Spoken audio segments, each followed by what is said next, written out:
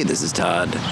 I posted a video the other day on reaction rolls, and I got a question about loyalty and morale. Essentially, the question was, what's the difference? And how to track loyalty. Well, I'm outside again, this time with the det cat, which you can't see right above me. It's actually a little bit distracting. There's actually not as much wind as yesterday. Of course, as I say that, the wind starts up, so we'll see how this one goes. Anyhow, let's get to it. So first of all, let me give a disclaimer.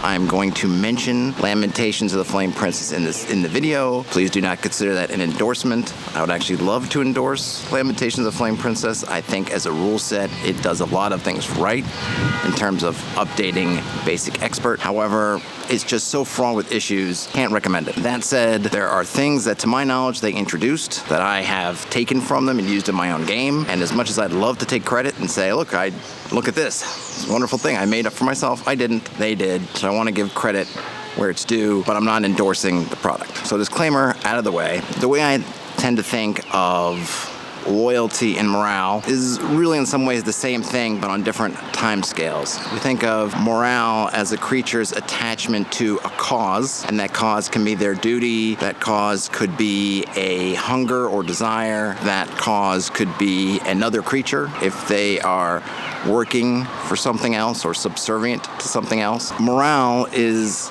that in a very short time frame. Right? In the blink of an eye, something happens, that attachment is tested. If the creature passes this test at some level, and of course there can be gradations in how they succeed or fail, but if they pass, that attachment in some way holds firm and they keep doing their duty, whatever they were supposed to do to serve that cause. And usually we're talking about things like, as an example, a cause for a guard would be defending what it is they're asked to defend, be it a doorway, be it a home, be it an individual. As long as they keep succeeding at their morale checks, they're going to keep doing that job, this duty that they were tasked with doing in the name of this cause. If they fail, then their self-interest is going to start taking precedence over their duty. That might mean running away, which would be in their self-interest of survival, but against doing this thing that they were tasked with doing. It might be surrendering or cutting a deal, whatever it needs to do for itself. There's always a push-pull between the creature's self-interest and then if they have a cause, that duty towards that cause.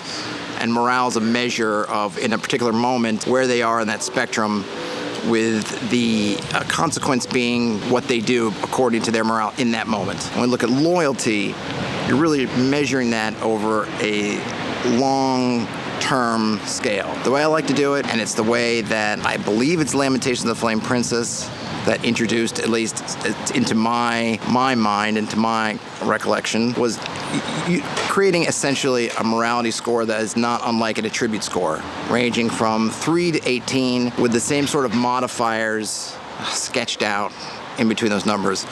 And that loyalty score would determine a modifier, and that modifier would be added or subtracted from a particular morale check. So the more loyal creature was when it came to making that snap decision under pressure, whether to continue their duty or to pursue self-interest.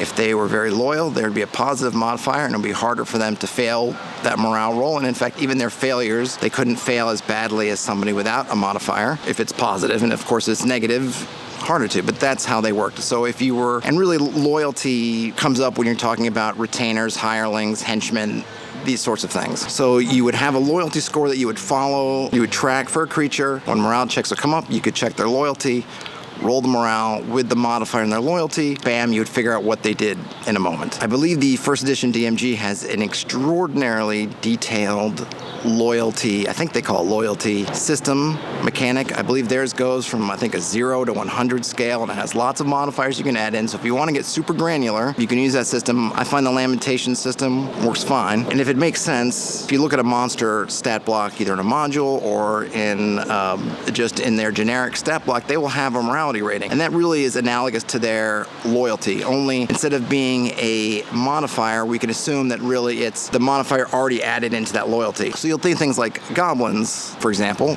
morale 7, middle of the road. But then in a module, you might see, here's the goblin chief, and he has a morale of 9. Then you have the goblin's chief's personal guard, they have a morale of 12, meaning that really under most circumstances, and of course you have modifiers that can change it, but under ordinary circumstances, they're extraordinarily loyal. So you can almost look at it like, well, those guards, if we take 7 as just basically your default morale with a 0 loyalty, or middle of the road loyalty, say 10, then they may have a max 18 loyalty because they're getting, max morale out of that. On a DM side, when we're tracking hirelings, we're not tracking their morale as a number, though you could do the exact same thing. You could say, hey, they have a morale of 12 and then 10 to 9. I like having them separate because I like the extra gradations in their loyalty, just like with increasing or decreasing attributes, you get a little more wiggle room. It's really every two numbers, right, will affect that modifier, or might be even more. So you have a little bit of extra play.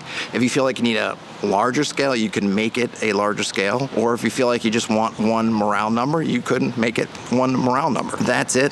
That's loyalty and morale. I hope that makes sense. Let me know in the comments if I said anything weird or if I brought up more questions than answers. I don't know any other resources. I was really happy with the Lamentations approach, so I never really looked at what other retro clones or other OSR materials have done. I believe if you're playing in 5th edition, I believe 5th edition does have some type of morale loyalty-ish rule. It's kind of buried in the DMG. I don't have it in front of me because I'm outside and the book's not with me, so I'll have to look that up later, but I believe there's something in there. I think I like the old school approach better. I mean, no surprise there, but I believe there is something there if you need it. Hope this was useful. If it was, please give a thumbs up. Please subscribe to the channel. Have a great day, night, evening, morning, whenever you are listening or watching this. Game on, and I'll talk to you later.